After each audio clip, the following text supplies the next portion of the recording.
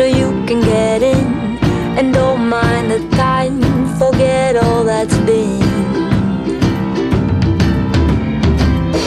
Get lost in the park, find a tree that will last. Find a secret path that leads to our house. Climb the stairs to the roof, lay flat on your back.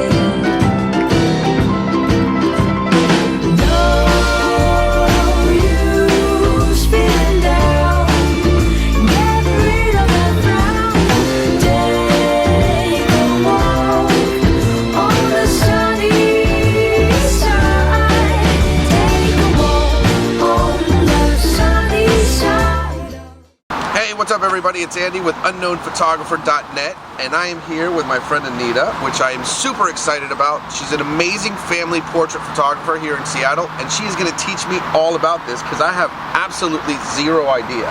Yes, indeed. My name's Anita Nowacka. I am a family and a portrait Seattle photographer. Here on this quite rainy day in Seattle, which is typical, I have a session scheduled with my clients who are just about to arrive. Normally I meet my clients at the known location, and then after we all are in one spot, we venture into the place where I pre-scout before. And this is exactly what we're going to do. Sweet, so you already have locations already scouted. Seattle family photography is about pre-scouting your location.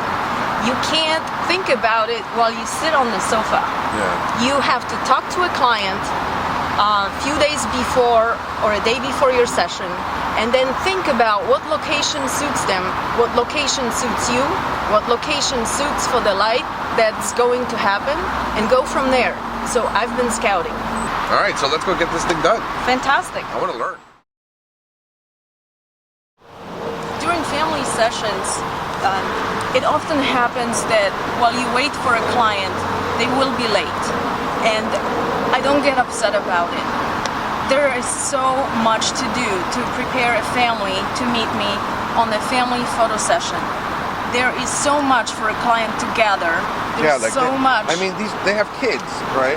Correct. And herding kids is really complicated. So I don't get upset because that would cascade into a mood of a photo session. Absolutely.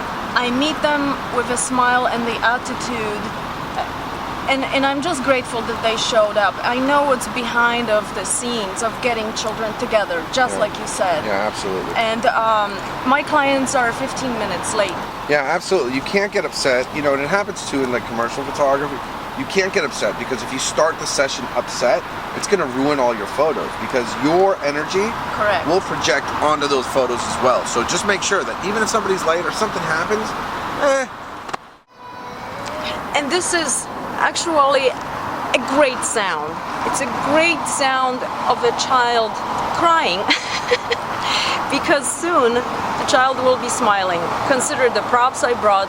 Consider the entertainment we provide. The mood will change. It's interesting. The open door and you hear the cry. I don't like to hear the cry. I was joking. The point is that children switch from mood to mood, and we'll see perhaps some tears again, but smiles for sure, running around, and that all will bring images that family always wants and hires me for. Okay, Anita, so listen to me. So, yes. Let's just go over some of the stuff. So I saw you're out of breath. You're like running around. Yes. So that's what you have to do. You're adapting to whatever the kid is doing.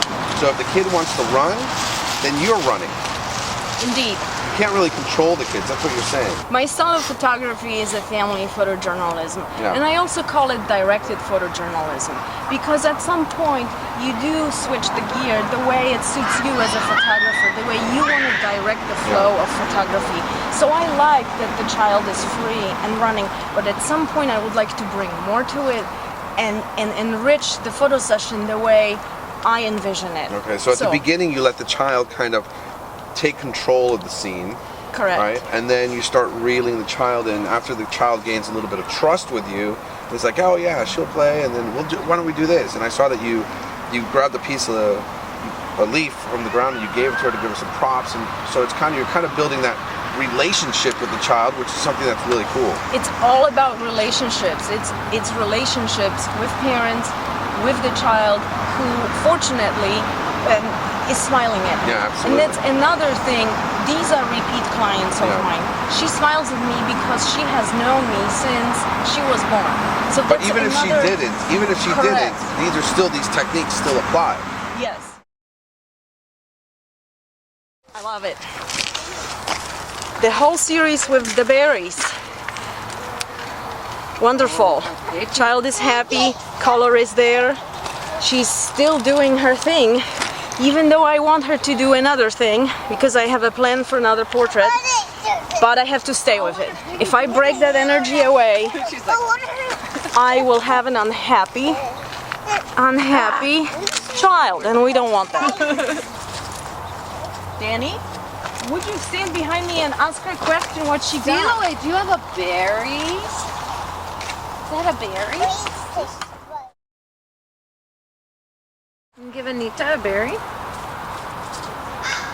And this is how I like it.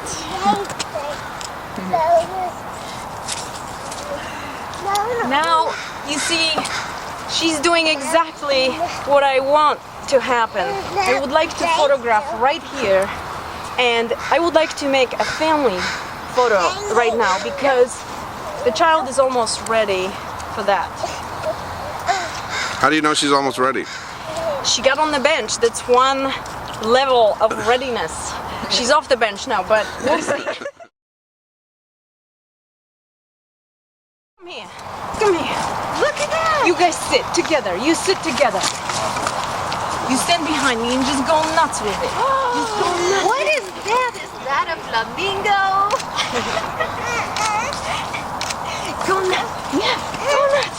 Go nuts with it. She wants it. Give it to her. She wants it.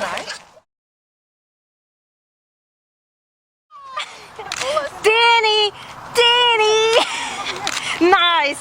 Yes, there we go! Beautiful, love it. Lean over to him, lean over. Yes, that's it, guys. I love it. Anita, and do you ever show the clients the photos in the back of the camera or no? Sometimes. This is not the time. Again, my exposures, almost nothing is clipped, just one spike. I don't worry about it. RAW will cover that. There's a lot of latitude to just light it back.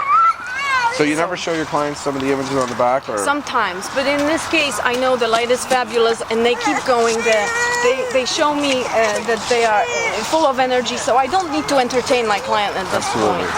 So, And they didn't keep a bone. Anita, I am highly impressed by your work. Family portraits are probably the hardest type of photography I've ever seen done. You're all over the place.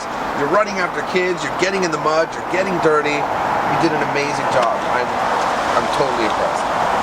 thank you. It's about maintaining the level of energy for an hour and a half. That's the duration of the photo session, and just reviving it back to where it needs to go for new images, new angles, new composition, new light, new perspective.